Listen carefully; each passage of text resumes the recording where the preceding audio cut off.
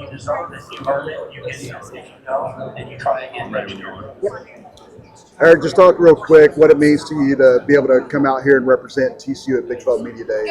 It's kind of a goal of mine, being from Boise State and watching guys from our team go and represent our team at Mountain West Media Day, and then being here last year and seeing guys do it.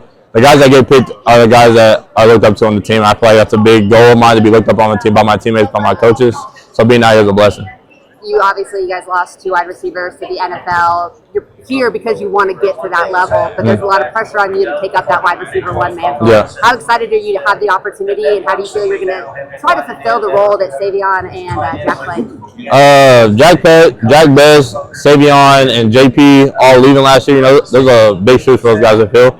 But I feel like with JP, Savion, Jack Bess, all of them leaving, I feel like those guys taught me a lot, and I learned those things fast throughout the season. So I feel like now that I have younger guys behind me and guys I need to teach, and I feel like that's the role that was given to me, I feel like I took great care of it. I'm going to take great care of it.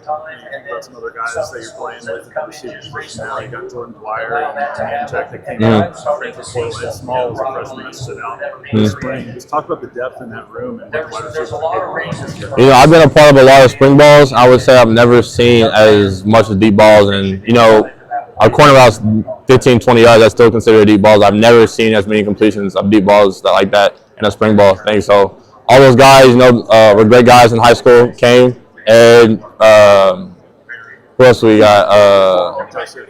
Joseph Manjack and JD. JD was a 1,000-yard receiver last year. He might have played in a smaller conference at Idaho, but and me, I think skill positions don't matter of what conference you play in. He's a dog. He can play here. And Manjack being the guy on his team, that Houston didn't throw a ball. I don't think they were that much of a great team last year, and I'm trying to throw no shade, but Manjack's a great guy, great teammate, great receiver, and I can't wait to play with him this year.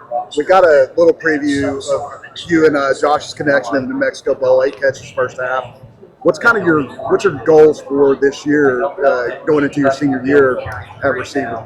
I set my goals for the stars. I ain't gonna lie. I want to be top 5 Heisman. I want to finish with 1,400 yards, and I want to go win a Big 12, and I want to go to the Natty. There's a lot of talk about Josh in the offseason, his stats, portal money, all those types of things. What do you look at when you see him, not just as your quarterback, but as your teammate?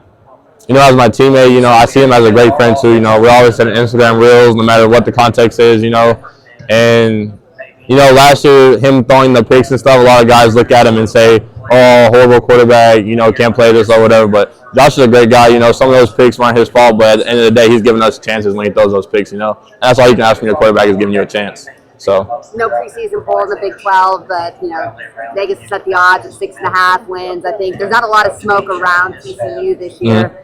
Bud was saying he likes being the underdog. Do you kind of take that philosophy, or are you out to prove people wrong, or are you guys just going to do your thing? Yeah, it's all fine. That's all guys who don't play the game, who aren't in there during the offseason working out with us. So they're just taking guesses on the people coming back. But our mindset is it don't matter. We're going out there to win a Big 12 championship, no matter who's on the football field, and we're hoping teams come and compete. You guys started 3-3 last year and then finished winning 6 out of the last 7. How do you make sure that you get off to a fast start day one? We just got to be the most excited team coming out there to play. Guys can't come out and just thinking, oh, it's a home game, this is another Houston game. These guys are, these guys can't. This is the Big 12. A lot of teams compete, and you can't take any team lightly. How do you do that? Like, we heard Sonny talk about that a lot. You kind of echoed it, coming out being the more excited team. How do you kind of create that culture in the locker room and pregame, all of that, to make sure that you guys come out with that energy? I think it's all created in the offseason, knowing that the guy next to you is just as hungry as you are, and he's pushing you just as hard as you're pushing him. So when it comes to game day, you know that you're not trying to let that guy down. That guy's not trying to let you down. So if you're excited for that guy, if that guy gets a sack, you got to be the most excited teammate ever. And that's just what you got to do every single play. And so we got to be the most excited team to come out there and play. Eric, when you were coming out of Azle, I think at 21, you didn't have a lot of schools from Texas recruiting you. So what's it kind of mean to you now, 4 years later, that you're regarded as one of the top receivers in the Big 12 in preseason, and people know who Eric McAlister is now?